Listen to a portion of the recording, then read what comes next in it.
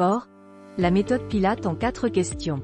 Avec 800 centres Pilates dans le monde, dont 500 rien qu'aux États-Unis, la méthode Pilates connaît un franc succès. Cette discipline qui sollicite les muscles profonds constitue un sport complet, efficace et accessible. Voici tout ce qu'il faut savoir sur cette méthode en 4 questions. 1. Qui a inventé la méthode Pilates? La méthode Pilates tire son nom de son créateur, Joseph Pilates, né en Allemagne en 1880.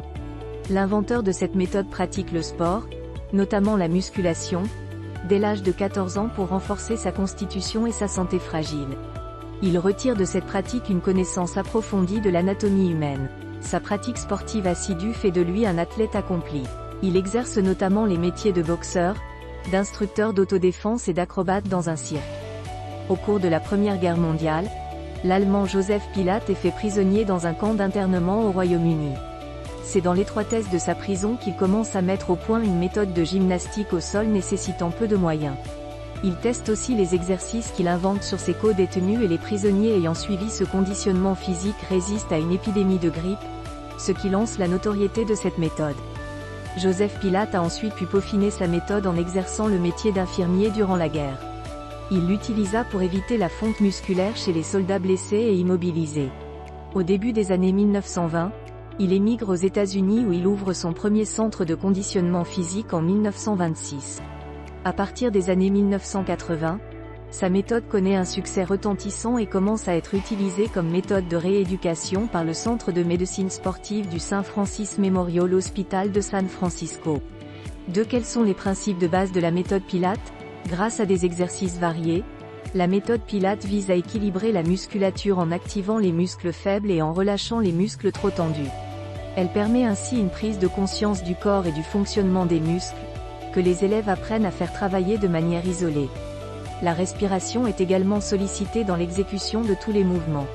Elle joue un rôle fondamental dans cette méthode, au même titre que la posture et l'alignement du corps. Les exercices se centrent plus particulièrement sur les régions de l'abdomen, des fessiers et du bassin. La méthode comprend plus de 500 exercices pouvant être exécutés au sol, éventuellement avec des appareils spécialement conçus pour la pratique du Pilates, comme le ballon, l'anneau Pilates ou le rouleau. 3. Quels sont les bienfaits de la méthode Pilates? La méthode Pilates améliore la force, la souplesse, la coordination et le maintien. Elle peut être pratiquée comme un sport complet ou bien comme une activité complémentaire d'un autre sport ou encore dans un but de rééducation. Cette pratique est particulièrement efficace pour corriger les problèmes posturaux. Comme elle tonifie les muscles abdominaux, elle soulage les maux de dos et en particulier les douleurs lombaires. Elle aide aussi à se débarrasser des tensions musculaires et donc à diminuer le stress.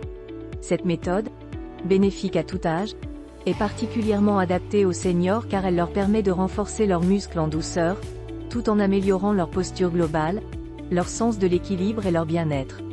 4. À qui s'adresse la méthode Pilates? Tout le monde peut profiter des bienfaits de la méthode Pilates, y compris les personnes sédentaires qui souhaiteraient retrouver la forme.